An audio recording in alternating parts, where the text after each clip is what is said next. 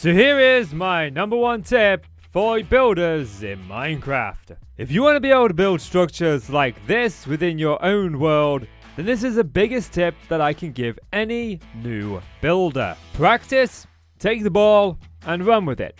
Let me show you. When I was putting together my brand new hardcore series, I knew that I wanted some sort of grand starting base that would make a good thumbnail. So I came up with this.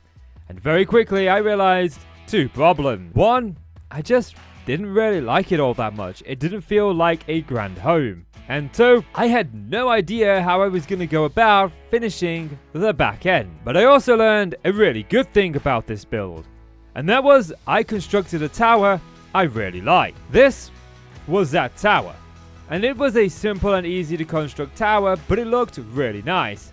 And then I could then take this and translate this into a new build for the hardcore world. And this was the final result.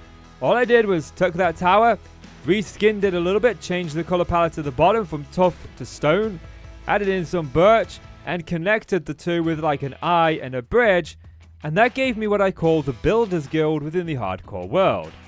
And I like this a lot better. But I got to this build by first trying a build that I didn't like.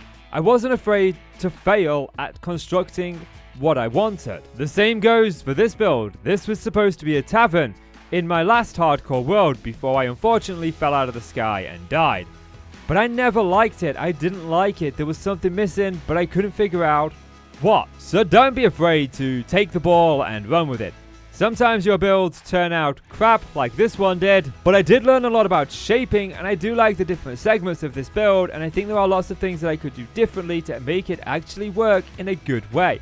And when I return to the tavern, I've got the experience of building this one to know exactly what I was doing right and what I was doing wrong. Now recently I made the decision to release a video where I was going to talk you guys through how I was building the next extension of my base on the Bloomcraft server.